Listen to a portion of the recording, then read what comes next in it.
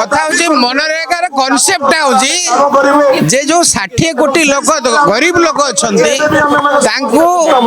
দারিদ্রতার সীমারেখা উপরକୁ উঠেଇବା ପାଇଁ ଏ କାର୍ଯ୍ୟକ୍ରମ ହେଇଥିଲା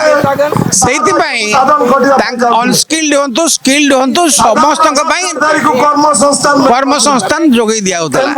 ବର୍ତ୍ତମାନ ଏଇ ଯୋଉ କାର୍ଯ୍ୟକ୍ରମଟା ହଉଛି ମହାତ୍ମା ଗାନ୍ଧୀଙ୍କ କଥାଟା ତ ଏମାନେ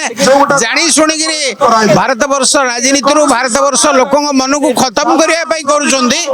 କିନ୍ତୁ ଲୋକଙ୍କର ଯୋଉ ଗରିବ ଲୋକଙ୍କର ଉନ୍ନତି କରିବା କଥା ଏ ଯୋଉ କରୁଛନ୍ତି ଗଲା ଥର ଥିଲା 10% ରାଜ୍ୟ ଦେବେ କେନ୍ଦ୍ର ଦେବ 90% କିନ୍ତୁ ବର୍ତ୍ତମାନ ରାଜ୍ୟ ଦେବ 40% କେନ୍ଦ୍ର ଦେବ 60% ଏହା ଫଳରେ ବହୁତ ରାଜ୍ୟ ଯୋଉମାନେ ପଛୁଆ ରାଜ୍ୟ ଦେଇପାରିବେ ନାହିଁ କିନ୍ତୁ ଟୋଟାଲ କଥା ହଉଛି ମନରେଗାର ଯୋଉ ଥିଲା ଉଦ୍ଦେଶ୍ୟ ଯେ ଭାରତ ବର୍ଷର ସବୁ ଗରିବ ଲୋକ ପାଇଁ କାମ ଦିଆଯିବ ସେଟା ଏଥିରେ ହେଇପାରିବ ନାହିଁ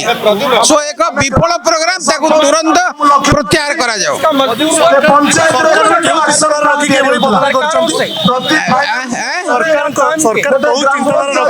ଦେଖନ୍ତୁ এই जो अच्छी वर्तमान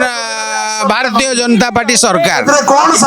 एमाने स्वाधीनतार अंशग्रहण करनथिले गांधी की मानु नथिले